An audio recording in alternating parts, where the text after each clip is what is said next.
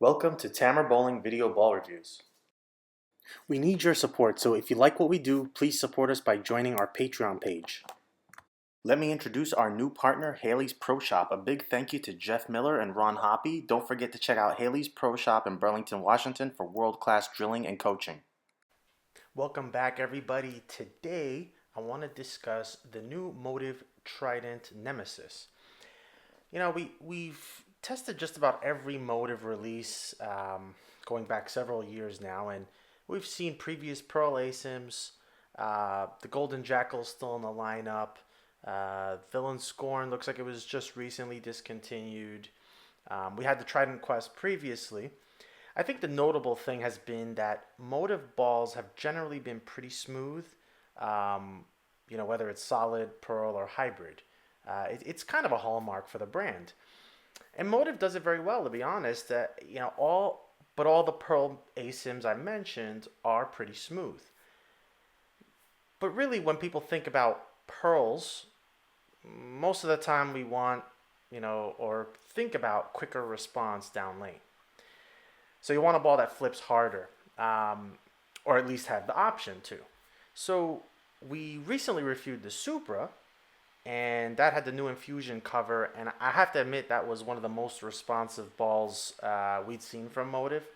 I would have to say probably is the most responsive ball, and it tells me that they're onto something in terms of chemistry that'll give them a new option now moving forward.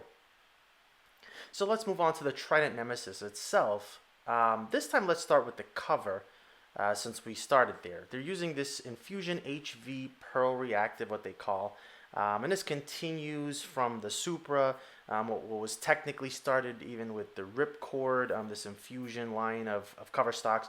And I already mentioned that I saw the Supra was pretty impressive and quite frankly fun to throw. With the Infusion HV, Motiv says it's tweaked the formulation to allow for heavier oil coverage than the Supra, essentially.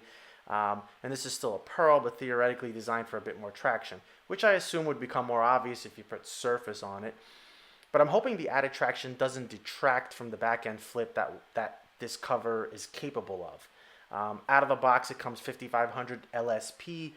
That basically means they go 500, 1000, 2000, 4000 twice, and then polish. The balls don't typically look glassy coming from the Motiv factory, but I have to assume they're still, measure 5500 on the Jayhawk. I have no problem recommending changing surface even before you throw any ball, since you can never replicate the factory finish. But can I just say the cover does look pretty? All right, so what about the engine? I'm a little perplexed with continuing to use the Trident brand nomenclature but moving away from the turbulent weight block. I think that can confuse customers, but I'm not the marketing expert. I will say it's not the first time we've seen this. It happened when the Forza SS moved the Forza line from the Torx core to the well-known Sigma core. Then the Sigma core wound up in the Rogue lineup. Anyway, the Pearl ASIM Nemesis moves to a new core called the Sidewinder.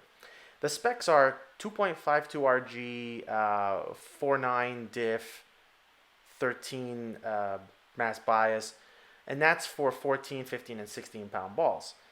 So the same specs is always important to me to help validate that we'll see the same weight block influence on the ball motion no matter what weight you throw.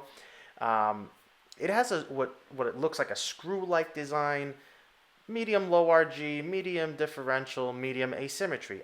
Generally, I like medium differential balls as historically I found them to be pretty versatile. The thing you're probably going to see a lot more of is brands and pro shops starting to push asymmetric balls more, especially in the in the era of no weight holes. So really, with no weight holes, the only way you can create the effect of a weight hole is going to be manipulating layouts on a ball with asymmetry to begin with. Honestly, I'm not sure who this will benefit, and so I'll stay away from politics. In the end, the question will be, does the bowler get the ball reaction they want? Ultimately, I'm hoping to see a competitive Pearl ASIM from Motiv. I think it would be great to see the type of quicker response from a strong ball like some of the other brands see. At the same time, there's the notion to be careful what you wish for. The hallmark for Motiv has always been that smoother, predictable motion, and if you wish for skid flip, you might get unpredictability. However, I think having different shapes makes the lineup more versatile. Preliminarily, the look seems to imply this ball will definitely have back end. Thanks for watching this episode and see you soon.